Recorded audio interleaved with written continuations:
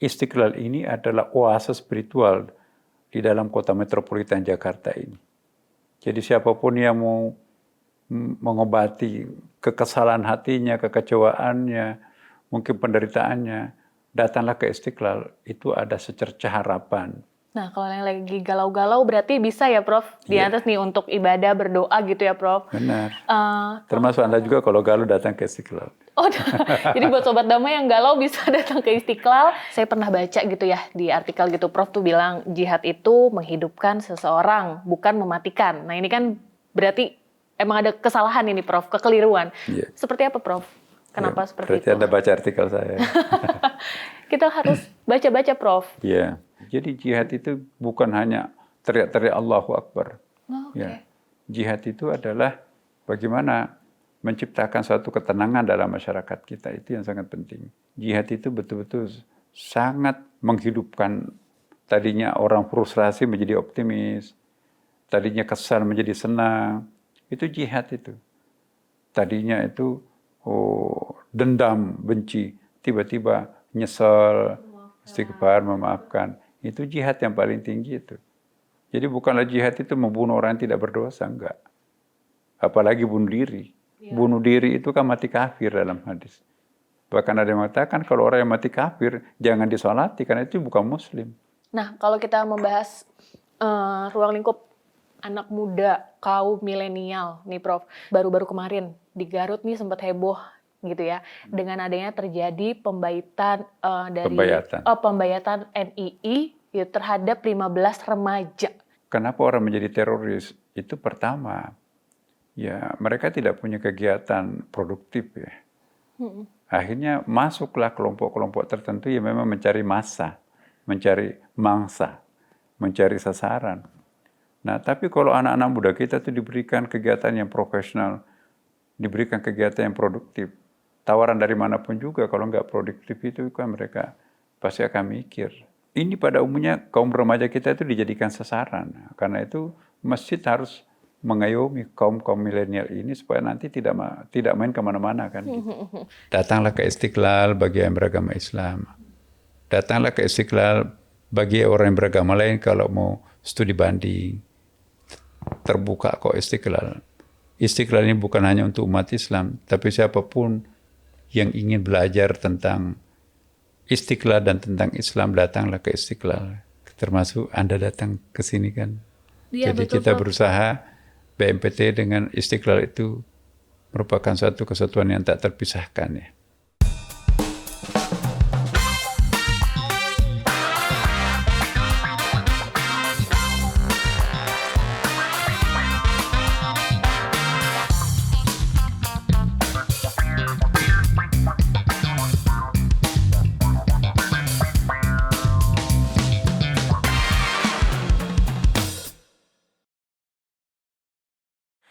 Assalamualaikum warahmatullahi wabarakatuh. BNPT hadir, harmoni, aman, damai, indah, rukun. Halo, apa kabar Sobat Damai? Semoga kita semua senantiasa dalam lindungan Allah Subhanahu wa Ta'ala, selalu diberikan kesehatan lahir dan batin. Amin, amin ya robbal alamin. Seringkali isu-isu terorisme ini dikaitkan dengan agama, padahal setiap ajaran agama apapun selalu mengajarkan kebaikan dan memberikan manfaat bagi umatnya. Terlebih juga kita harus meningkatkan ketakwaan agar kita dapat membentengi diri ini dari pemahaman intoleran dan juga radikalisme. Nah, di episode podcast Cafe Toleransi kali ini, saya sangat berbangga hati karena saat ini saya sedang berada di salah satu ruangan Masjid Istiqlal dan ingin ngobrol langsung dengan Imam Besar Masjid Istiqlal Jakarta, Profesor Dr. Kiai Haji Nazaruddin Umar. Langsung saja kita sapa.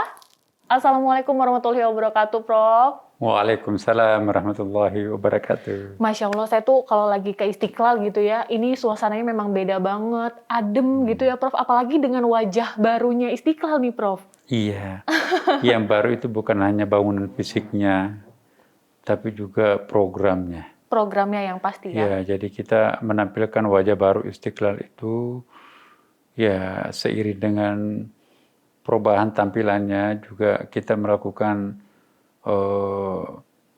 pembenahan internal dan eksternal. Apalagi Istiqlal sekarang ini kan dipercaya sebagai ketua dari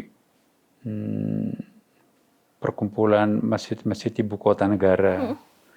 Di samping itu juga dipercaya sebagai leaders daripada organisasi Ikatan Persaudaraan Imam Masjid Internasional.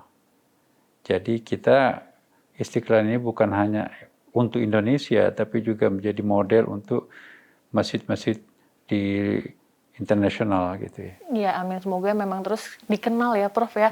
Nah, sebelum kita lanjut nih, Prof, aku mau ingetin juga ke Sobat Damai bahwa setiap syuting podcast Cafe Toleransi ini, seluruh tim maupun juga narasumber sudah melakukan swab antigen dan alhamdulillah hasilnya negatif. Jadi kita boleh ya, Prof, lepas masker supaya ngobrolnya lebih leluasa nih. Boleh, Prof? Ya, apalagi 2 kali laboratorium di Istiqlal melakukan penelitian ya. Itu kita termasuk satu-satunya masjid yang zero virus corona. 2 kali loh. Konfirmasi yang kedua kalinya juga masih. Ternyata diteliti, kenapa Istiqlal zero COVID ya, ternyata angin selatan itu keluar ke utara, sirkulasi udara di atas itu kan memang nggak ada dindingnya kan. Iya. Nah, itu bagus sekali, sehingga sampai tadinya orang nggak percaya apa iya. Ya, jadi seiring dengan itu pun juga setiap kali ada penggunaan Istiqlal kita semprot ya. Sehingga 2 kali kita ambil sampel di ruang utama masjid di atas itu zero virus COVID. Dan terbukti memang ya, ini kebersihannya luar biasa sekali ya, memang dijaga betul ya, Prof. Nah, kita tahu nih selama masa pandemi ini mungkin bagi sebagian sektor ya, itu ada kendala-kendala dan aktivitasnya juga mungkin terbatasi. Yeah. Kalau menurut Prof sendiri nih sebagai Imam Besar Masjid Istiqlal, seperti apa sih Prof kegiatan yang sekarang ini dilakukan di masa pandemi? Iya, pertama kita ingin menampilkan Istiqlal itu sebagai sosok masjid contoh ya. Ketika dulu belum diterima terbuka apakah vaksin ini boleh atau tidak, halal atau haram ya, Istiqlal mengambil langkah proaktif untuk melakukan vaksinasi 10.000 tokoh agama yang dipusatkan di Istiqlal. Jadi seluruh masjid di ibu kota, masjid di daerah-daerah itu juga mencontoh Istiqlal. Itu Istiqlal aja sudah melakukan vaksin. Oke. Jadi kita melakukan langkah-langkah proaktif, ya mendahului apa yang dilakukan orang lain. Istiqlal sudah melakukan proaktif ya. Inilah satu contoh Istiqlal berkontribusi sangat besar terhadap penanggulangan COVID ini. Istiqlal juga menggalang dana yang melibatkan beberapa pihak untuk memberikan bantuan kepada kelompok-kelompok yang terpapar, keluarganya ya. Ya banyak yang di PHK, banyak yang krisis ya. Nah, Istiqlal berpartisipasi aktif untuk menanggulangi krisis-krisis masyarakat itu dengan cara mengumpulkan dana. Dan alhamdulillah di luar dugaan kami akan terkumpul dana yang sebanyak itu. Dan banyak orang yang kaget kok bisa Istiqlal. Jadi ini saya berkesimpulan ya bahwa dalam masa krisis itu bahasa agama itu sangat didengarkan oleh masyarakat. Dalam krisis yang sedang terjadi itu bukannya bahasa politik ya yang diterima oleh masyarakat tapi bahasa agama itu. Dan yang bisa menyabarkan masyarakat, yang membuat teduh masyarakat, yang bikin merasa damai masyarakat dalam masa krisis terutama pandemi ini itu adalah bahasa agama kan. Nah, Istiqlal ini adalah oase spiritual di dalam kota metropolitan Jakarta ini. Jadi siapapun yang mau mengobati kekesalan hatinya, kekecewaannya, mungkin penderitaannya, datanglah ke Istiqlal. Itu ada secercah harapan. Di sini ada semacam cahaya yang bisa memberikan energi kita itu bangkit kembali. Dan kita sudah bikin programnya, ya. Berbagai macam program Istiqlal ini bisa membangkitkan spirit dan semangat masyarakat untuk bisa beraktivitas, optimisme menatap masa depannya. Nah, kalau yang lagi galau-galau berarti bisa ya, Prof? Di atas nih untuk ibadah, berdoa gitu ya, Prof? Benar. Termasuk Anda juga kalau galau datang ke Istiqlal. Oh, jadi buat Sobat Damai yang galau bisa datang ke Istiqlal. Tapi kalau misalkan saya boleh tahu nih, Prof, alur kerja di sini tuh seperti apa ya, Prof? Kayak tadi mungkin ada sumbangan dana, ntar misalkan dibagikan atau disumbangkan ke mana gitu, Prof? Iya, karena kita berkolaborasi kerjasama ya. Kita nggak punya tenaga lapangan yang bisa mengantarkan. Jadi kita kerjasama dengan pemerintah ya. Kita melalui institusi pemerintah kita serahkan atau melalui ormas-ormas yang sudah ada ya yang punya jaringannya. Kita kan tidak punya cabang ke daerah kan. Nah kita kerjasama dengan ormas-ormas keagamaan yang punya jaringan sampai ke tingkat daerah. Nah kita juga kerjasama dengan dulu waktu kita kumpulkan itu ya kita kerjasama dengan gubernur. Data-data pemerintah kan by name by address ada kan, jadi kita nggak punya. Pokoknya kita kumpulkan, pertanggungjawabannya kepada yang menyumbang ke Istiqlal itu nanti kita berikan. Ini by name by address dan sangat efektif ya kan. Nah, jadi masyarakat kita juga itu merasa, waduh ini ikhlas ini pemberian dari masjid. Berarti memang nih kalau misalkan itu kan pasti ada tantangan. Benar. Ada tantangan, ada juga mungkin suka dukanya gitu Prof. Salah satu mungkin bisa disebutkan? Tantangannya sih banyak ya, tetapi di mana ada tantangan, di situ ada prestasi ya kan. Di mana ada ujian, di situ pasti ada kenaikan kelas. Tidak ada kenaikan kelas tanpa ada ujian. Jadi jangan takut menghadapi ujian, sebab pintu masuk untuk mencapai kenaikan kelas itu adalah ujian itu sendiri. Jadi saya bersama teman-teman kita di Istiqlal ini ya, yang relatif dipimpin oleh tenaga-tenaga muda ya, PhD dari luar negeri. Itu yang kita rekrut untuk menjadi pemimpin di Istiqlal ini. Sehingga 24 jam mereka itu kuat begadang tuh ya, menangani apapun di Istiqlal ini. Maka itu percepatan program Istiqlal ini hampir-hampir tidak terpengaruh oleh kegiatan COVID ya kan. Jadi kita volume kegiatan program kita itu insya Allah jalan terus ya. Saya ingin berikan satu contoh ya. Istiqlal itu berbagai aspek, bukan hanya mencerahkan pikiran, bukan hanya menyehatkan lahiriah kita, tapi di sini juga ada pencerahan batiniah ya. Kita ada pengajian online, dan satu-satunya masjid di Indonesia itu yang punya gym center. Gym itu biasa, pusat kebugaran. Iya. Jadi di sini kita akan menyehatkan pikiran, menyehatkan jiwa, menyehatkan badan. Ya, saya kira gym yang paling lengkap itu di Istiqlal. Nah, siapapun jamaah misalnya mau mengakses itu ya memang ada persyaratannya. Tetapi ini kekuatan simbol bahwa masjid itu adalah juga tempat untuk menyehatkan fisik ya kan. Betul. Kayaknya udah lengkap banget di sini ya Prof. Satu Prof, saya mau request boleh nggak? Kos-kosan yang belum ada Prof. Jadi kan udah gym ada ya kan Prof. Terus tempat kayak kita mau ibadah, mau kita lebih ngaji tuh di sini Prof. Nah, kita juga sudah membangun ya. Ada tanah Istiqlal tidak jauh dari Istiqlal itu sudah dibangun sekitar 3 lantai ya. Nah itu nanti untuk pembinaan tahfidz. Nah kalau ada anak-anak fakir miskin, dia nggak punya tempat tinggal dan dia juga pingin sekolah, pingin ngaji, nah itu kita peruntukannya di situ. Dan sekarang kita lagi mempropos ini dalam waktu, mohon doanya tahun ini kita akan punya sistem semacam Wisma Istiqlal ya. Rencananya itu sekitar 10 lantai ya. Dan di situ nanti pendidikan kader ulama, kita akan training di tempat itu ya. Dan kita bekerja sama dengan pihak-pihak yang terkait lah. Saya tidak mau bicara banyak hal ini karena sedang dalam proses, tapi insya Allah seperti pertanyaannya itu akan terjawab nanti di masa yang akan datang. Berarti bukan kos-kosan ya bahasanya, Wisma memang yang untuk orang yang membutuhkan begitu ya Prof.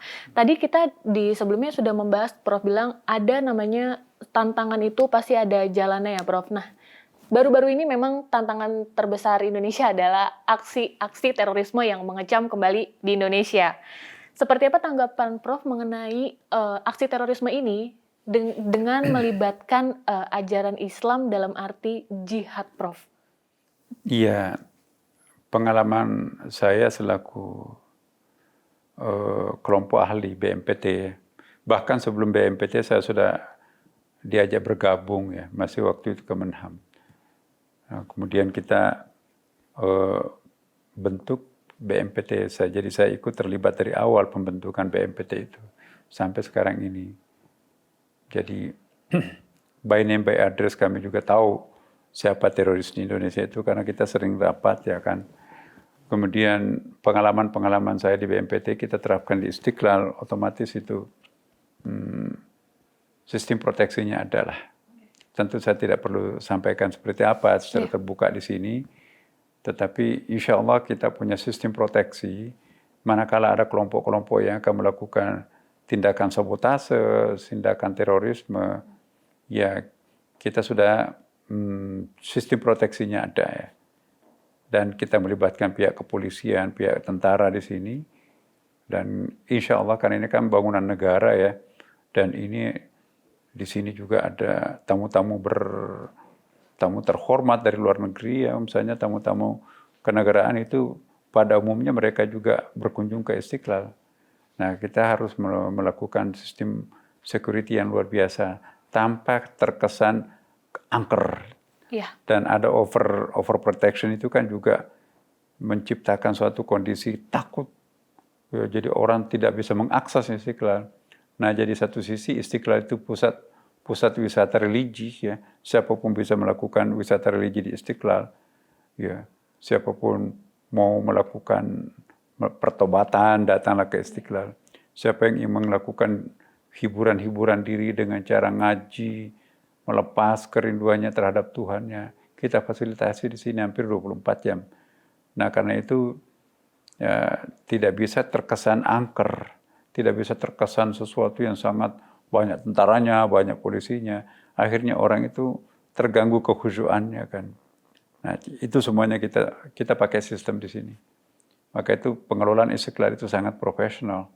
Satu sisi kita akan menciptakan Istiqlal ramah masyarakat. Masyarakat itu pun di Istiqlal ini kan ramah difabel, orang cacat ya kan. Jadi sini ada toiletnya khusus untuk mereka, ada kursi roda khusus untuk mereka, dan untuk tunanetra itu pun juga ada jalan masuknya dituntun setiap pintu. Ya, kemudian juga tunarungu ini juga kita sedang benahi ya. Kemudian juga ada lift khusus untuk mereka. Kemudian juga ramah terhadap perempuan. Maksudnya apa? Di sini kita siapkan pakaian mukena misalnya kalau ada turis-turis perempuan, ya kita siapkan gratis semuanya kan. Pakai kerudung lah kalau masuk ke dalam masjid ya.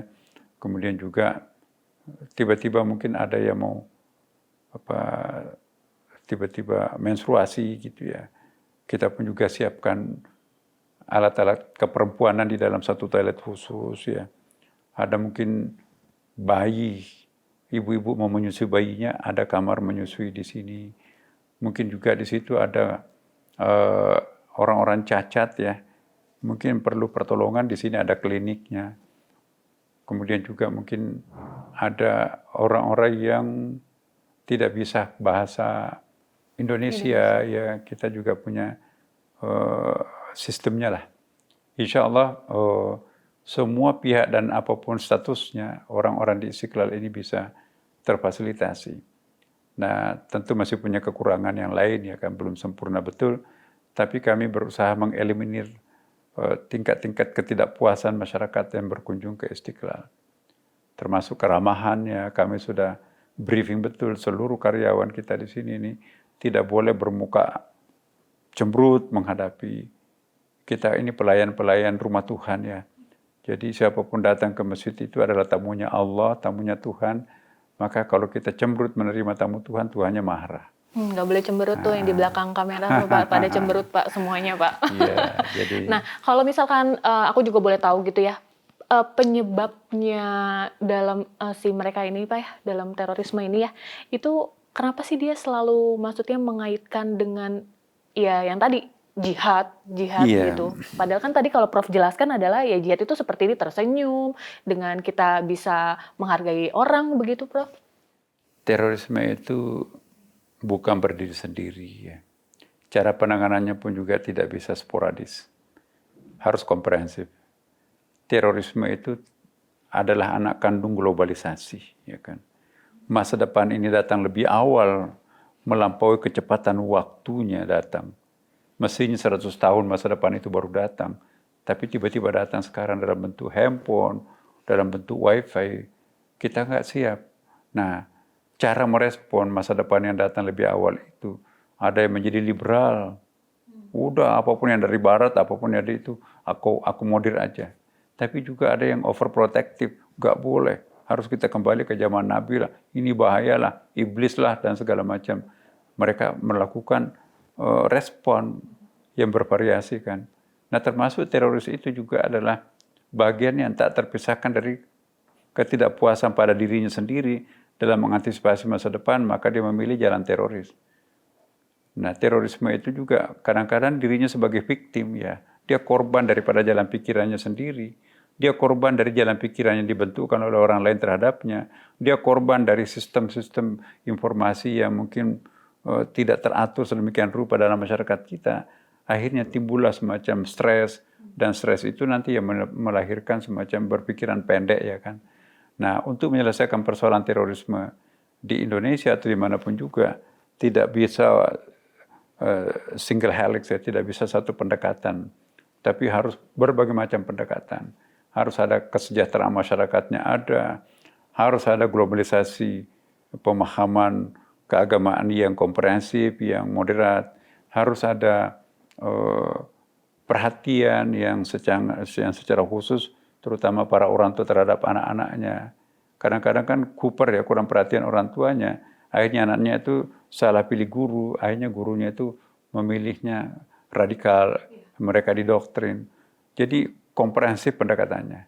Dan insya Allah Istiqlal akan berkontribusi bagaimana menciptakan masyarakat yang ideal, masyarakat yang damai, masyarakat yang moderat, masyarakat yang bebas daripada kekerasan, masyarakat yang bebas daripada diskriminasi, masyarakat yang bebas daripada kekerasan. Nah, itulah fungsi dan misinya Istiqlal. Ingin melahirkan masyarakat yang tercerahkan dalam masyarakat. Jadi Istiqlal itu cerah dan mencerahkan. Slogannya berarti gitu ya, Prof? Cerah dan mencerahkan. Nah, kalau misalnya waktu itu saya pernah baca gitu ya di artikel gitu, Prof tuh bilang jihad itu menghidupkan seseorang, bukan mematikan. Nah ini kan berarti emang ada kesalahan ini, Prof, kekeliruan. Yeah. Seperti apa, Prof? Kenapa seperti berarti itu? Anda baca artikel saya. Kita harus baca-baca, Prof. Iya. Jadi jihad itu kan bukan mematikan orang. Apalagi orang yang tidak berdosa. Jihad itu untuk menghidupkan orang.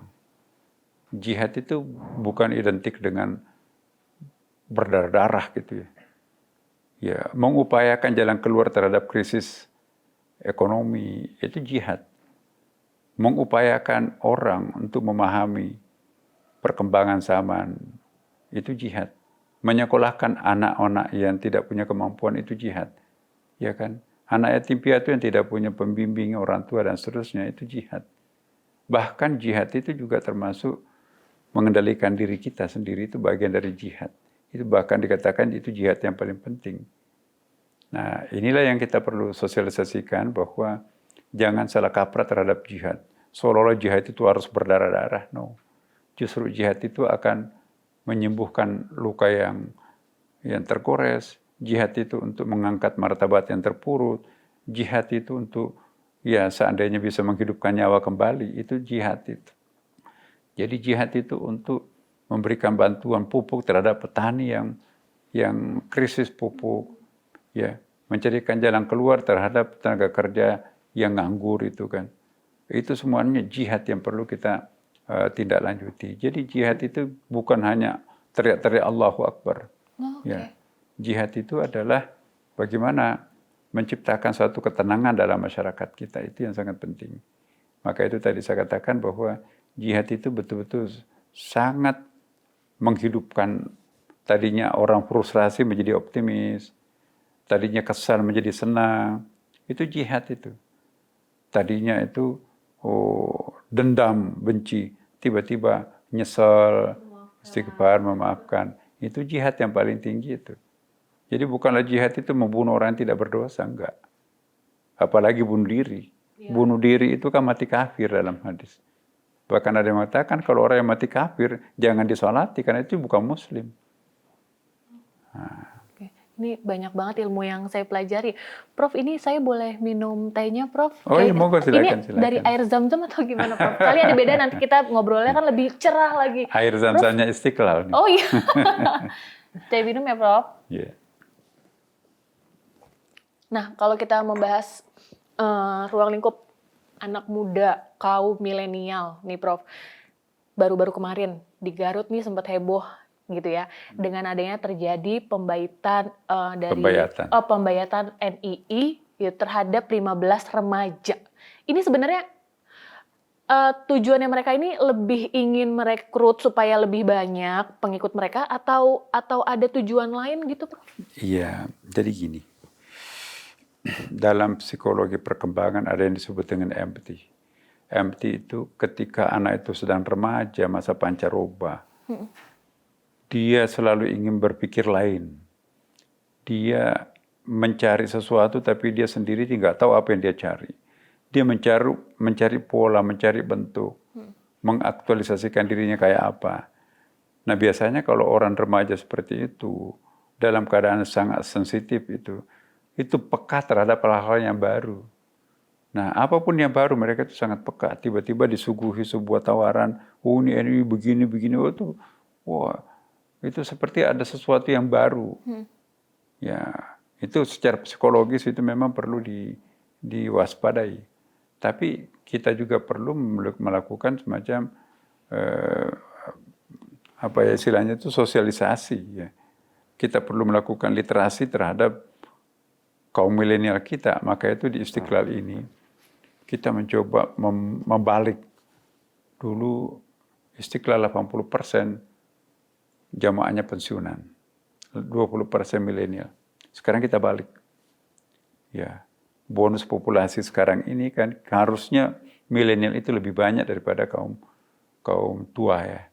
Nah sekarang sudah dari 80-20, nah kita 60-40, itu tahap idealnya tuh ya. Ya, anak-anak muda kita di sini ini berkumpul, kita carikan semacam kegairahan mereka. Yang berbakat untuk seni, kita di sini ada grup band. Yang berminat untuk melakukan merawis, grup merawis, gambus ada. Yang berminat untuk latihan bela diri, di sini ada karate. Di sini ada pencaksilat ya. Banyak aliran di sini.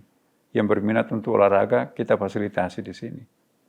Yang berminat untuk berdebat, berdiskusi, di sini juga ada kegiatannya. Yang berminat untuk chatting ria secara intelektual, ada perpustakaan.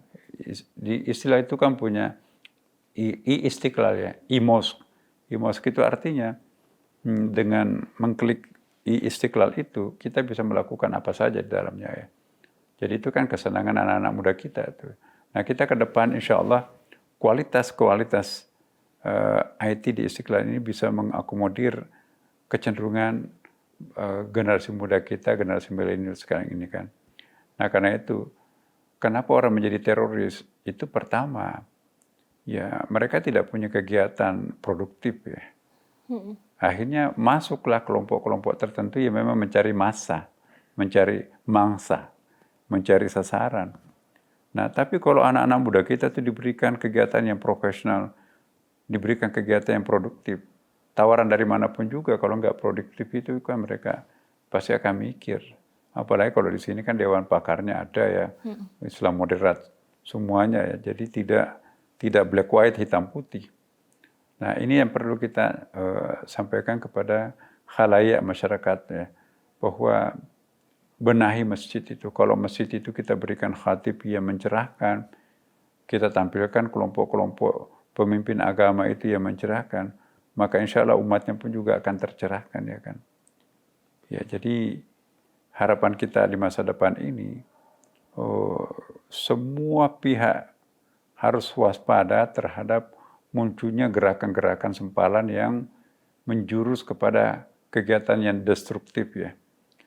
Ya seperti teroris, ya, dan ada juga kelompok-kelompok aliran sempalan itu juga yang biasa disebut dengan aliran sesat ya kan. Ada nabi barunya, ada kitab suci barunya, ada agama lainnya, termasuk juga kelompok-kelompok penyimpangan seksual itu kan. Nah, ini pada umumnya kaum remaja kita itu dijadikan sasaran. Karena itu masjid harus mengayomi kaum milenial ini supaya nanti tidak main kemana-mana kan. Gitu. Nah pencegahannya ini seperti apa sih Prof? Karena gini, teknologi untuk sekarang lah ya, tidak bisa dihindari sama kaum milenial ini. cara yang paling efektif di sosial media lah gitu, Prof. Iya. Nah, saya kira pemerintah sekarang juga sudah mulai menciptakan sebuah sistem kontrol yang bagus ya. Susah sekarang membuka situs-situs porno sekarang kan. Itu terproteksi secara otomatis ya. Ini bandingkan kalau dengan Singapura ya. Kalau Singapura masih Anda bisa buka macam-macam. Ya, apalagi kalau ke Australia, ke Amerika. Tapi kalau di Indonesia itu susah itu. Ya, orang yang punya keahlian pun juga itu akan susah. Kenapa? Karena sistem proteksi kita terhadap situs-situs porno itu sudah sangat ketat di Indonesia ini. Nah, kemudian yang kedua sistem viral negatif nih. Jadi begitu ada viral yang berpotensi untuk menimbulkan keresahan, ya itu ada cyber kita itu, polisi cyber ini sangat penting. Cuma mereka juga harus hati-hati, jangan sampai melanggar hukum kan, melanggar kebebasan itu juga nggak boleh. Atas nama keamanan tapi kita menghalangi kebebasan orang berkreasi itu juga nggak boleh terjadi. Karena itu Indonesia harus menjadi orang yang sangat hati-hati menyikapi perkembangan IT. Melakukan kontrol berlebihan salah. Mengurangi kontrolnya pun juga bahaya. Nah, maka itu kita harus benar-benar kegiatan kita hal ini secara profesional ya kan. Bagaimana supaya terukur semuanya. Sekali lagi terukur. Kapan tidak terukur itu pasti akan menuai kritikan masyarakat. Terukur, kita harus banyak kegiatan. Itu memang hal positif yang harus dilakukan ya Prof, untuk menghindari paham intoleran sama radikalisme. Prof, nih kita ada games kecil namanya Jawab Jujur. Boleh tim ambil. Prof harus jawab jujur apa yang ada di dalam, terima kasih, pertanyaan ini. Ini ya simpel-simpel aja lah Prof, kita buat, kan mungkin Sobat Damai juga ingin mengenal Prof lebih dalam. Boleh diambil satu, Prof? Aku yang ambilin? Boleh diambilin. Aku yang ambil ya. Nah, ini ada pertanyaan nih, Prof. Anak keberapa yang terlihat seperti sosok Prof? Anak keberapa, Prof? Apa semuanya? Ada perempuan.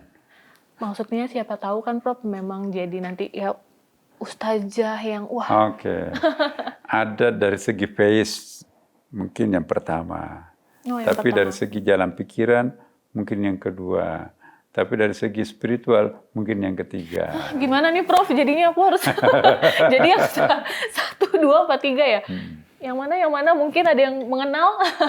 Nih, kalau lagi marah sama istri, siapa yang minta maaf duluan? Ini kayaknya kita bawa-bawa rumahnya. Ya gantian dong. Gantian. Kita kadang-kadang juga minta maaf. Dia juga kadang-kadang minta maaf. Ya, kadang-kadang juga nggak minta maaf dua-duanya. Yang penting masih ngumpul di meja makan ya, Prof. Oh iya dong. Oh iya dong, pasti. Kita lanjut lagi. Siapa sosok pemimpin di Indonesia yang sangat dekat dengan Prof?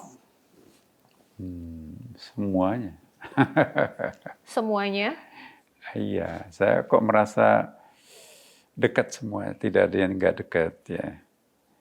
Saya ingat Pak Harto ya, baca doa di rumahnya saya. Terus sesudah Pak Harto, Gus Dur kita tinggal di rumahnya. Ya. Anak-anak Gus Dur lah. Sudah itu Pak SBY dia ngangkat kita jadi wamenak ya kan. Ibu Megawati dulu juga, ya dia kasih kita panitia emas, saya dekat ya.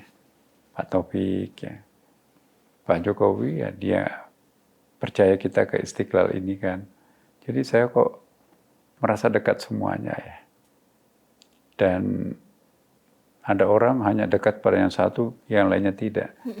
Kenapa bisa saya dekat? Saya nggak punya beban. Saya bekerja bukan untuk cari muka kepada mereka, tapi saya bekerja di atas visi misi saya sendiri.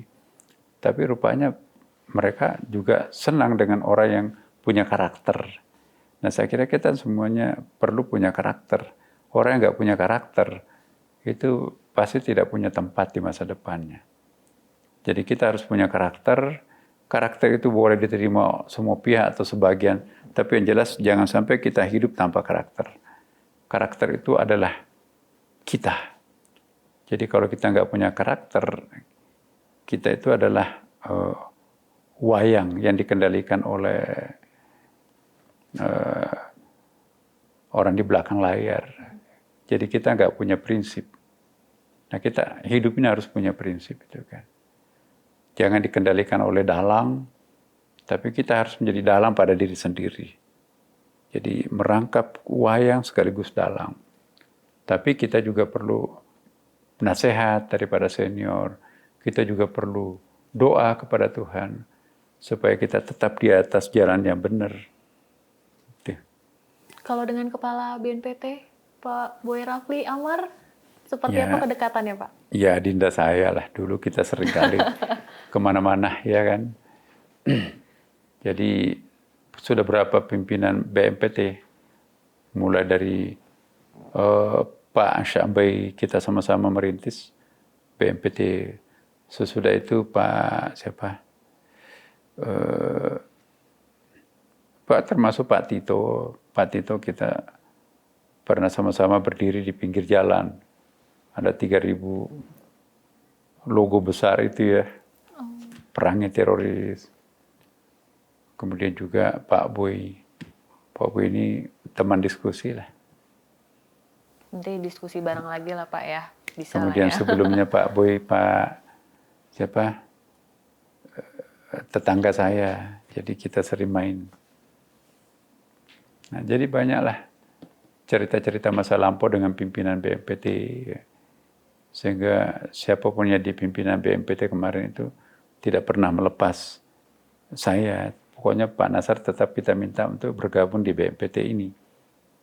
Ya, saya nggak tahu, mungkin saya yang paling lama bertahan di BNPT itu. Yang teman-teman yang lain ada yang baru. Ya. Saya mulai dari sebelum BNPT saya sudah bergabung di Kementerian Pertahanan ya waktu itu sebagai kelompok ahli sampai sekarang ini. Sudah hitung aja sebelum BNPT sampai sekarang. BNPT udah berapa ya? 11 tahun ya Prof. Sebelumnya berarti masih dihitung lagi. Tapi kalau misalkan kita bahas pencegahan gitu ya Prof. Apakah memang saatnya atau kita tuh sekarang tuh merubah dengan cara pandang Islam yang moderat atau seperti apa Prof? Iya. Apa yang dilakukan BNPT itu saya kira jalan yang terbaik sekarang ini kan. Coba lihat, BNPT itu kan bekerjanya senyap ya kan. Tidak pernah nepuk dada. Jadi BNPT itu kan kalau nggak ada teroris nggak ditilik. Nanti kalau ada teroris lagi BNPT ini. Jadi mestinya ya BNPT itu nasibnya kayak gitu itu. Kalau ada teroris dihujat. Tapi kalau nggak ada teroris, dilupakan. Jadi itu resikonya sebuah jabatan seperti BNPT ini. Tapi kita bersyukur ya, BNPT itu cara kerjanya cepat karena bekerja samanya dengan pihak lain kan. Densus 88, dengan BIN dan seterusnya. Tidak ada negara yang paling cepat menangani teroris selain Indonesia. Itu di mana-mana orang mengungkapkan itu ya, bahwa sistem proteksi dini dan sistem pencegahan, bahkan sistem penjinakan teman-teman kita yang pernah terpapar itu juga luar biasa. Banyak sekali negara belajar penanggulangan terorisme kepada Indonesia. Kenapa? Karena kita memang menyentuh dengan rasa para teroris. Bahkan mantan teroris itu kita ajak keliling menjadi artis itu kan, mendampingi ketua BNPT. Ini loh, aku mantan pembuat bom, aku pokoknya mantan yang serem-serem itu kan, tapi berubah menjadi sangat lembut. Ya, jadi itu sangat bagus. Jarang loh di luar negeri seperti itu. Ya, bagaimana keluarganya itu kita berikan apresiasi. Jadi mereka nangis itu ya. Waduh, saya nggak bisa jadi teroris lagi kalau ketua BNPT-nya kayak gini ini. Ya, saya ingat waktu itu. Oh, kita datang ke rumahnya, orang tuanya. Kan biasanya orang itu kan sangat cinta ibunya kan. Nah, anaknya dicari setengah mati nggak bisa dapat. Kita datang ke ibunya. Nah ibunya, dia tersetor. Wah, kepala BNPT tahu kelemahan saya. Dia tahu kalau saya sangat mencintai ibu. Dia datangi ibu saya. Ya, dia berikan sentuhan rasa terhadap ibu saya. Akhirnya ibu saya manggil, maka apapun yang terjadi saya akan nyerah deh. Nah itu kan pendekatan humanis ya. Betul. Ya, kenapa harus melakukan kekerasan kalau bisa dengan cara kelembutan? Itu kan cara Nabi sebetulnya kan. Kenapa harus membunuh kalau masih dibina dengan baik? Nah, itulah tipikal BNPT yang sangat berbeda dengan negara-negara lain. Selain menjadi imam besar Masjid Istiqlal gitu ya Prof. Prof juga pernah mungkin mendirikan gitu ya, Madiyah. Apa itu Prof Madiyah, Prof? Iya, saya dulu sama Cak Nur ya. Wakil ketua yayasan, dia ketuanya. Jadi saya dekat dengan Cak Nur. Kita ramai-ramai lah mendirikan masyarakat dialog antar umat beragama. Ya. Nah inilah kita kumpul dengan pimpinan umat beragama itu membicarakan banyak persoalan keumatan, kebangsaan. Teman-teman dari Protestan, Katolik, Hindu, Buddha, Konghucu, duduk bareng di Paramadina ya. Kita bikin diskusi-diskusi tentang keumatan, kemanusiaan, kebangsaan. Mengakrabkan satu sama lain. Jadi antara satu agama dengan agama yang lain itu sangat akrab. Jadi jangan serem satu sama lain, tapi sangat akrab satu sama lain. Nah, kemudian juga ya itulah banyak teman-teman yang ngajak saya untuk terlibat dalam organisasi interfaith nasional maupun internasional. Nah, sekarang ini ya kita lakoni aja lah. Pokok ini mudah-mudahan ada manfaat untuk warga bangsa masyarakat Indonesia kita ini. Amin. Nah, saya kok sangat yakin semakin dalam kita memahami agama kita masing-masing, maka semakin moderat kita. Semakin dangkal pemahaman kita beragama, maka semakin berpotensi untuk menjadi garis keras. Maka itu tantangan kita sekarang bagaimana mendidik warga masyarakat kita ini untuk memahami agamanya lebih mendalam, supaya terhindar daripada garis keras tadi itu. Dengan rumus, semakin dalam kita memahami agama, semakin moderat sikap kita terhadap masyarakat. Toleransi yang Prof lakukan begitu Prof dengan para pemuka agama ya, dari berbagai agama yang ada di Indonesia.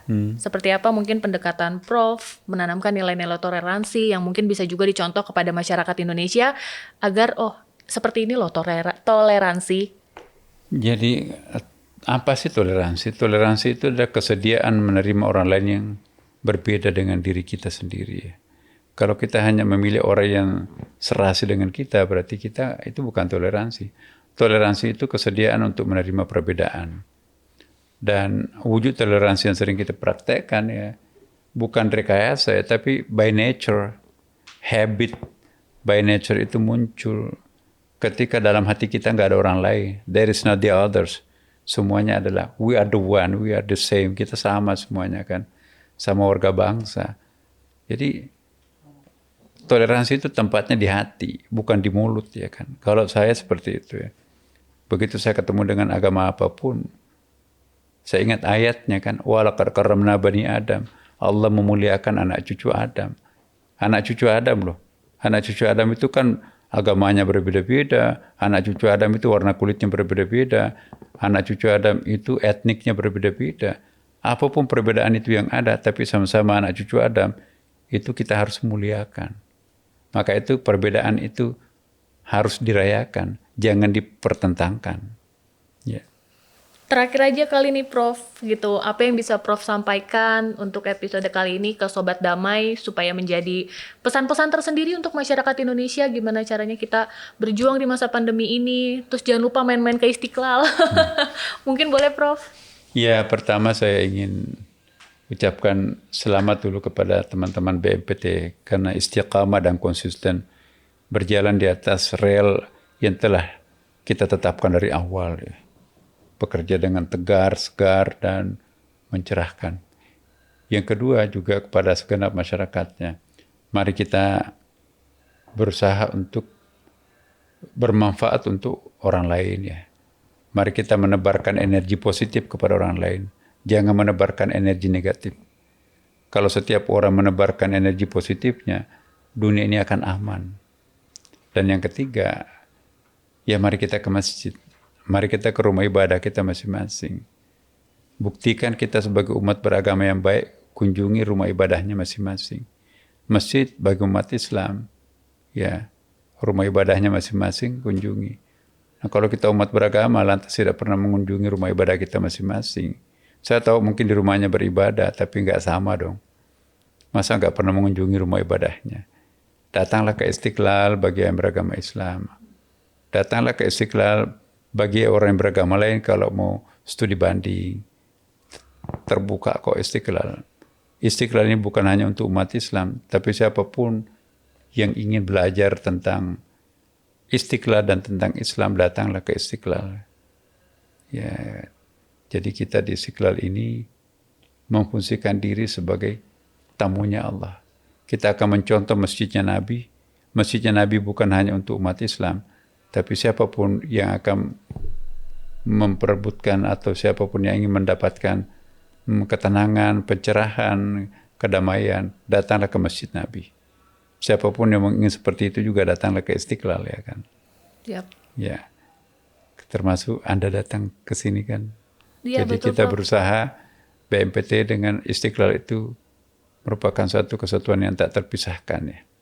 Terima kasih banyak, Prof. Atas Ya, kesempatannya makasih. saya pribadi bisa ngobrol langsung begitu dengan Prof ya. Salam untuk keluarga di rumah. Makasih. Banyak orang menjadikan agama sebagai pedoman dalam menjalani kehidupan. Dengan agama, seseorang mengidentifikasi nilai-nilai kebenaran dalam hidupnya.